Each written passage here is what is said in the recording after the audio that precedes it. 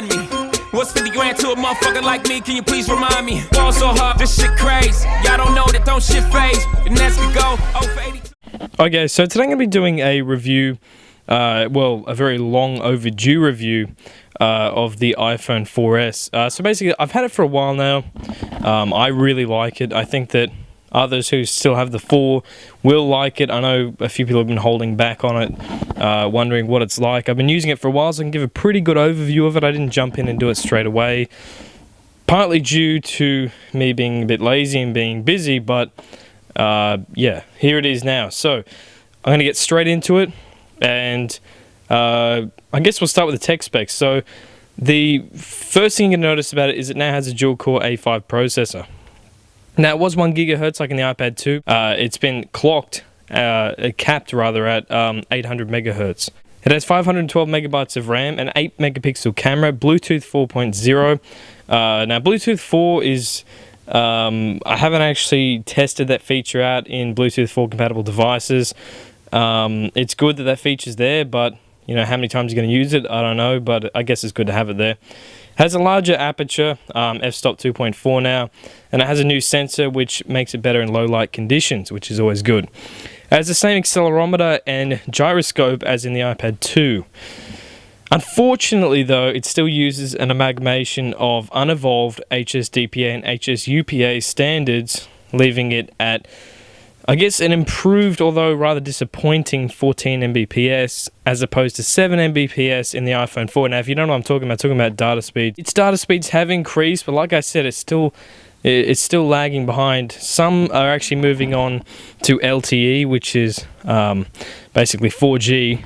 So yeah, it's still using an amalgamation of unevolved HSDPA and HSUPA standards, which, you know, I mean, it's where it's at now at 14 Mbps is pretty good. I mean, it's double the speed of what the iPhone 4 was. So I'm going to jump straight into the good. Now, this is going to sound like I'm contradicting myself, but I'm not, because the first good point is data speeds. Now, they could be better, yes, but I would not want to imagine what LTE would do to this phone. It would wreck it. I mean, its battery life is bad as it is, but its data speeds are good. I enjoy them on Telstra here in Australia. Telstra is an amazing provider for this phone. I had Optus before, and it was really bad. I don't even want to go into that, but data speeds for me, good. 14 Mbps runs pretty well. You know, we do have LTE here in Australia. But I believe only Melbourne and Sydney have it. Some of the capitals have it. And I guess it's within 3 kilometres of the CBD, which is Central Business District. So, yeah, that kind of sucks. It also has faster internal components. It has the dual-core A5 processor, as I mentioned before in the specs, the 8 megapixel camera. So it does make for a faster experience. It's definitely, it doesn't lag. It's very smooth experience, and it really is the way it should be enjoyed. And that's one of the reasons I like the 4S, is because of the speed. Everything just works. I mean, there's no lag, there's nothing. It just works perfect. Siri is great as well. I know some people think it's a gimmick, but you know, for those people who want to set reminders, or just say, you know, remind me to wake up at 7 a.m., it'll set the alarm, and it's good for that. I sometimes use that, and it works well.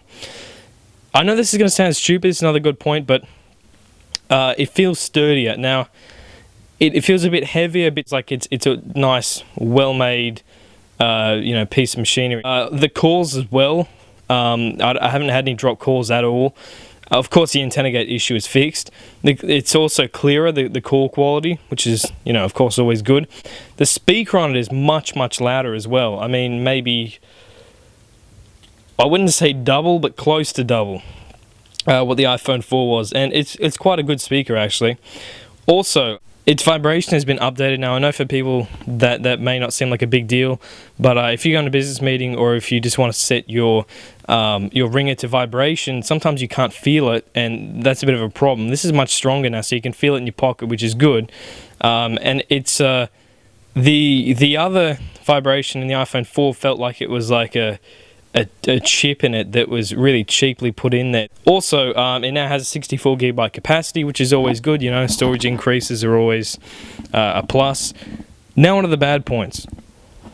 So the first bad point is it has horrible battery life, and it's only been increased 0.5 watt hours over the iPhone 4, Now, the problem with that is its internals have been upgraded vastly, and as you can imagine, the battery life is really bad.